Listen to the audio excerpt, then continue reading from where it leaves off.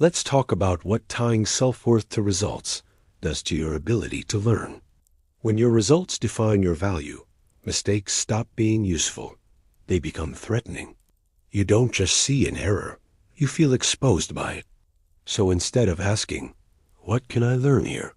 you start asking, "How do I avoid feeling this again?" That subtle shift quietly sabotages your growth. You start protecting your identity instead of improving your behavior. You find yourself rationalizing losses.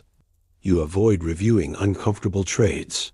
You defend your decisions emotionally. This isn't because you're lazy.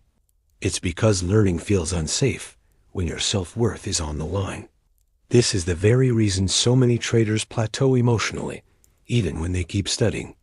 They acquire plenty of knowledge, but they don't actually integrate it. Because integration requires honest feedback, and honest feedback requires emotional safety.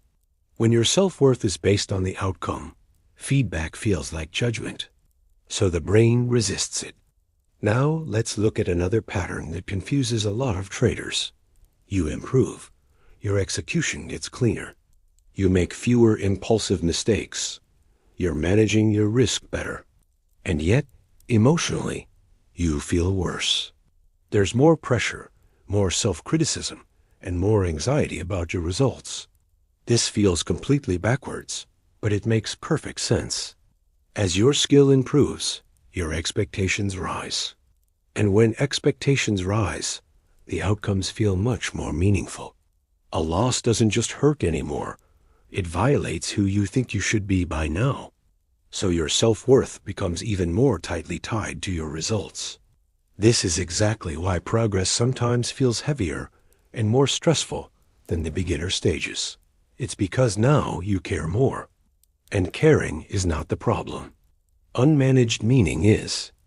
Let's address something subtle here. Many traders believe that if they stop tying their self-worth to results, they'll become complacent. They worry they'll stop pushing themselves. That fear is understandable, but it's incorrect. Detaching your self-worth from outcomes doesn't reduce your standards. It raises them. Because now, your standards become behavioral. You stop chasing emotional relief, and you start chasing consistency. And consistency demands discipline. Here's what behavior-based self-worth actually looks like in practice. You finish a session in the red, but you know that you followed your rules. You respected your risk. You didn't force any trades, and you stopped when you said you would.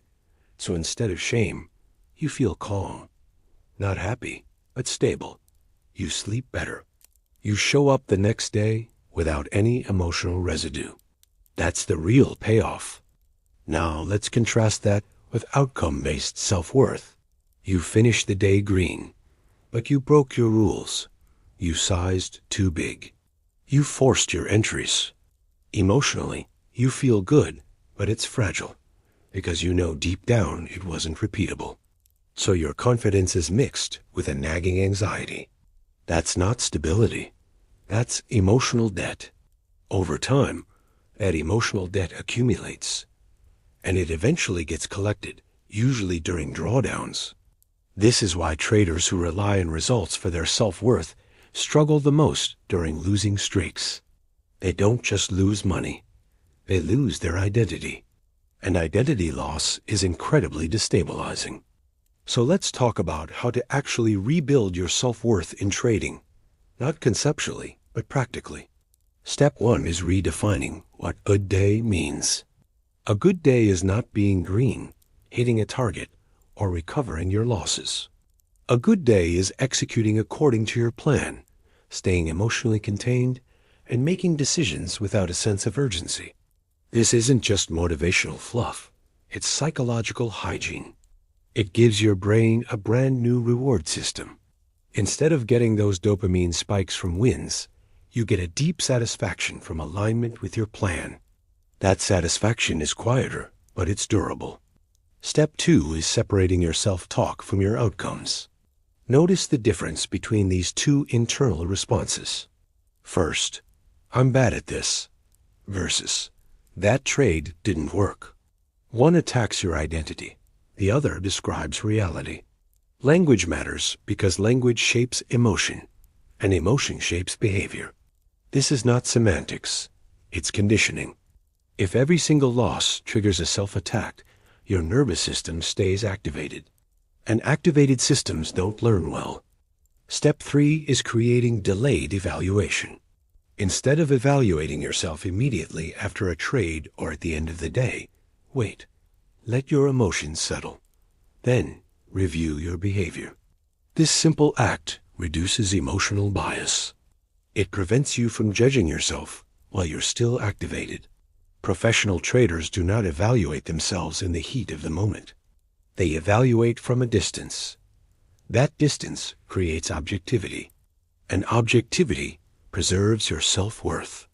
Another powerful shift is to start tracking process streaks instead of win streaks. For example, ask yourself, how many days in a row did I follow my rules perfectly? That streak is under your control. It's also incredibly meaningful. It reinforces your identity as a disciplined operator, not a lucky one. Now, let's talk about what this shift feels like over time. At first, it feels a little unsatisfying. You miss the emotional highs.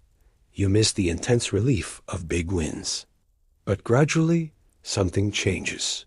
Losses stop lingering for days. Wins stop inflating your ego. Your emotional range narrows. Not into numbness, but into stability. You become harder to knock off balance. This is when consistency begins to emerge.